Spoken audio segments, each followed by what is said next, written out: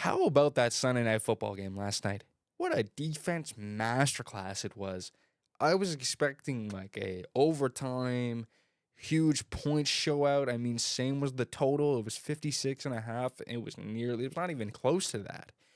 The defense that was played, I mean, everyone knows both teams' defenses are stacked. Even Minnesota's like Greenard, Van Ginkel, Harrison Phillips. You've got Byron Murphy.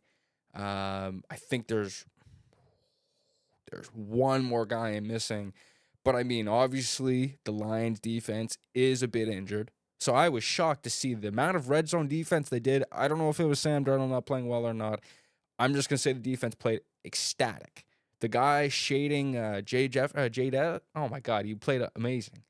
Their D line actually got there. Zadarius Smith played well. It was an all out. I was very impressed by both sides. It almost made me say that those were the two best teams in football right now. I mean, that's the most dominant defensive performances I've seen. Just from my favorite piece of the night, Van Ginkel's hit on Gibbs. Boom! Oh my God! Like Jesus! Like that was an insane hit. No, I think before I was trying to say how hard is it to really gain and really gain criticism on Minnesota. Like, are they fraudulent? Are they actually a Super Bowl contender? I mean, watching a few full games of them, obviously, you're easily going to see that they're one of the best defensive teams in the league. I mean, Pro Bowl is going to show that as well.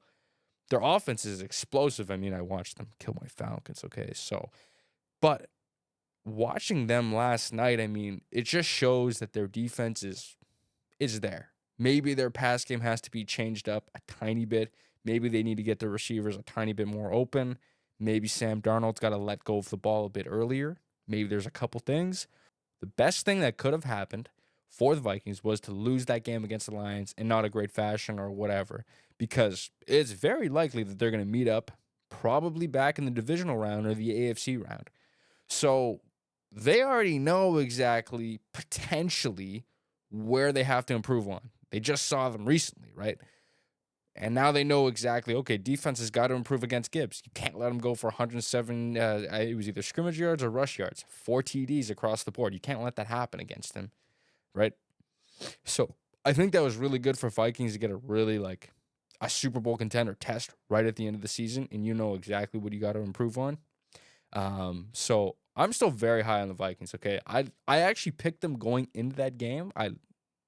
I thought their defense was just kind of outmatched the Lions, just offense-wise, losing Montgomery, but everything else is actually still very there. So, I mean, you still got Laporta, you still got Amon-Ra, you still got J-Mo, and you still got Jahmyr Gibbs, and you got Jared Goff just pistoling the ball out of there, right?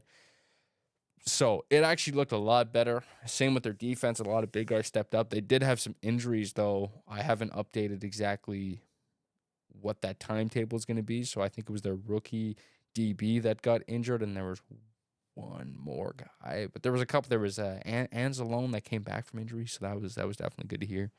But I watched that game I had to go to bed early, so I thought it was going to be a close game. And then by the end of the game, it was a blowout. It was 31-9 by the time I checked the score, like 11 or 11:30 or something. So definitely should have tuned in if you had a chance to, but I'm sure you'll get enough playoff action in the next coming bit. Just speaking about the playoff AFC, NFC picture, I mean, obviously my Falcons aren't in it. I'm not going to flood my YouTube page with a bunch of Falcons content, so let's move on. We've got 6 games coming up in the next week. I've definitely got some interesting games I do want to watch, starting off with the Eagles and Green Bay.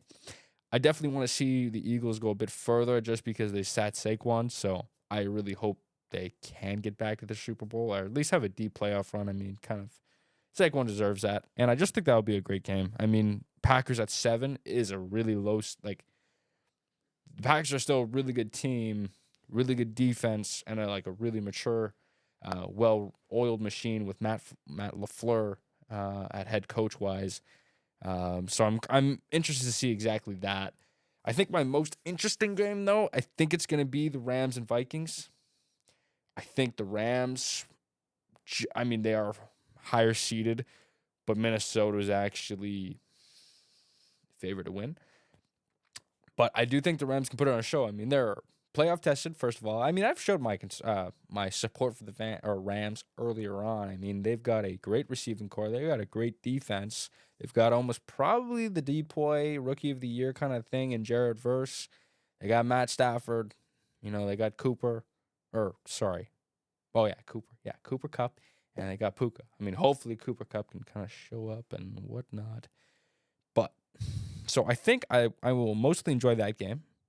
My biggest sleeper, I think, not saying these are bad teams. I'm saying one of them is a bad team, but it's going to be Texans Chargers. And Chargers right now are already favored to win by -2.5 when they're the 5th seed. I'm just not a big fan of the Texans right now. Obviously, huge loss for one of their wide receivers in the previous game, I believe. And obviously, something they're not looking forward to kind of going into playoff time-wise. I just haven't liked exactly what I've seen from C.J. Stroud the whole year. I mean, almost getting shut out by Baltimore the other week and a half ago with 31-2 or something like that, and you're still a playoff team. That's just not a good sign going to playoff. It's kind of like a red flag for me. So I'm good. I'll probably skip that game if there's no game on at the same time, which, let's see here, January, there isn't. So I'll probably end up watching it anyways, but I might have a nap. Just saying. I would say everything else is pretty cut and dry. I would like to say the Ravens go through and beat the Steelers, obviously. I'd hope that the Bills go through and beat the Broncos. I mean, you never know with the Broncos. They've been playing well. And then you got Buccaneers Commanders. I mean, right now, if you're not shocked, Tampa Bay is favored over the Commanders. I mean, I'd say the Commanders are frauds, but I'm a Falcons fan, so it kind of comes off a bit biased. I do like Buccaneers in that spot there. I think you never know what Buccaneers team you're gonna get, man. I mean, they were on fraud watch earlier this Sunday because they barely got a win over the Saints. Saints didn't come through for us, but neither did the Falcons, and they finally got the win at the end over a blown up play and a lucky pass to Bucky Irving. But let's not get into that. Commanders do have a chance to upset on that. It is only -3 spread, so it's still it's a field goal, right? Yeah, and you got Eagles Packers, which is Eagles is -4. So definitely an interesting slate of games. And I didn't know this. I thought the first seed would always play the 4 and 5 game because that was just the lowest seeded possible route. But they will actually just play the lowest remaining seed. So on both sides, right? So I actually didn't know that. If I am wrong, correct me. This is what ESPN is saying to me right now. If I had to give a player of the game of Sunday Night Football or Sunday, I got to give it to Bryce Young, man. God damn. Just ripped our playoff fucking hopes in our fuck. Bryce Young. Wow. I don't think I would have been praising him at the end of the season this year. His season looked like it was going to go a lot different. And I'm not even going to joke about Rod Wave calling him. But the fact that he's turned it around and ended the season off with a 5 touchdown, I think 317 yards. He ran one of them in. That's really good team-wise going into the offseason, being, okay, we might have our guy at quarterback. Let's actually support him everywhere else. And I mean, Adam Thielen played well. Their secondary running back, which was Miles Sanders, actually had a decent game, getting a lot of carries. Watched the full game through. I mean, it was tough to see because they were balling, and Michael Penix was too. But I'm not going to talk too much about Michael Penix because I got Braden O'Rourke coming on later. I don't want to again. We've got some more content coming soon, but Bryce Young gets my player of the weekend, whatever. Yeah. I'm good ending it up there. That's pretty quick. Yeah, let's do that, man. All right. We will definitely have something else this week. Playoff NFL. I mean, I'm going to be sitting in my chair for, the first day is going to be the 11th, I believe. Yeah. Which is the 11th. Oh, man. Why am I think that's the Saturday, right? Anyway, I'm going to be in my chair for most of the weekend because you got, you got a 1 p.m. game, Bills and Broncos. I would definitely be watching that.